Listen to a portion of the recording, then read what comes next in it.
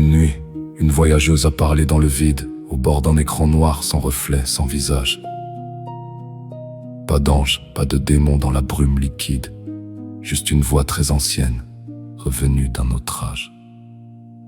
Elle disait: veux-tu voir ce que les hommes enterrent, ce qu'ils scellent dans leurs âmes au creux des douleurs? Veux-tu entendre les noms que murmurent les morts quand les vérités dorment au fond des cimetières? La voyageuse aurait dû fuir, reprendre la pluie, le pain, les arbres, les gestes simples, le vrai silence. Ce monde dehors qui ne demande pas d'arbitre, mais la curiosité c'est une clé dans la chair, une serrure qui tremble quand l'abîme respire. Alors elle a dit oui sans comprendre la mer, sans savoir qu'un regard peut t'apprendre à maudire. Et l'écran s'est ouvert comme un océan sans lune, une eau noire faite de voix, de honte et de ruines. Des noms flottaient là-bas, cloués dans le néant, des visages crucifiés sous les doigts des vivants. Depuis ce soir-là, son âme dérive dans un web sans rivage où les morts survivent. Les rancunes y flottent comme des corps sans tombe, les insultes y brillent comme des étoiles immondes. À chaque vague porte une vengeance, chaque écume réclame une sentence. Encore un coupable, encore une cible, encore un visage à rendre invisible. Là-bas, les blessés deviennent des lames, les coupables se déguisent en drame. Les victimes apprennent la mort sur les bourreaux pris devant leurs blessures. Et le serpent, ivre de sa boucle, mord sa queue en appelant ça destin. Il tourne dans l'ombre, il bénit sa chute, et chaque fin ressemble au même matin. La voyageuse avance mais rien ne change, les portes donnent sur d'autres mensonges. Les vérités changent de peau dans le noir, les monstres parlent parfois avec des voix d'espoir. Alors une question monte du fond: jusqu'où ça ira cette soif sans nom? Jusqu'à quel nom gravé dans le poison?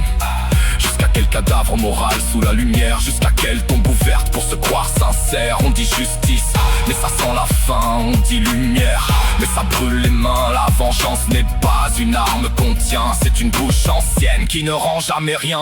Elle mange les coupables, puis veut les témoins, puis les passants, puis ceux qui sont loin, puis ceux qui se taisent, puis ceux qui n'étaient pas là. Puis l'âme de celui qui croyait rester droit. Elle ne cherche pas la paix, elle cherche du bois. Et chacun vient le soir, chargé de forêt, persuadé d'éteindre l'incendie en lui donnant sa propre voix.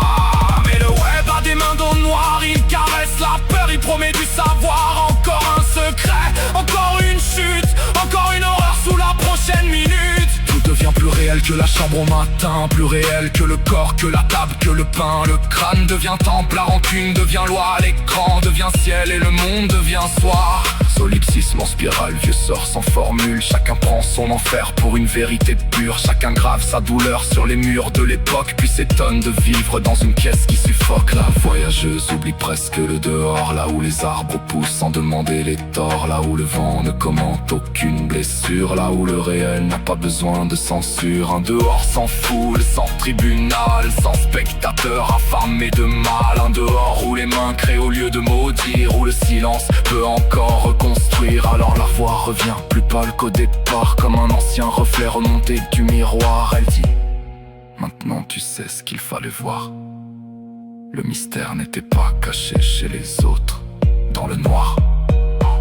Il était dans cette faim qui te poussait à regarder, dans ces besoins d'abîme pour te sentir exister. Tu voulais lire le mal dans les yeux des vivants, mais l'ombre t'a montré ton propre visage dedans. Certaines mers ne se traversent pas, elles se quittent. Certaines guerres ne se gagnent pas, elles se désenvoûtent. Et le dernier ennemi, celui qui change de peau, celui qui survit même quand tombent les bourreaux, ce n'est peut-être pas l'autre, ni son nom, ni sa voix, c'est cette vieille faim qui réclame encore en toi. Alors elle ferme les yeux, l'océan recule un peu, pas assez pour tout sauver, juste assez pour respirer. Très loin du bruit, loin des écrans morts, loin des jugements, des masques et des guerres. Elle entend quelque chose que le web ne peut pas salir, un arbre poussé dans le réel.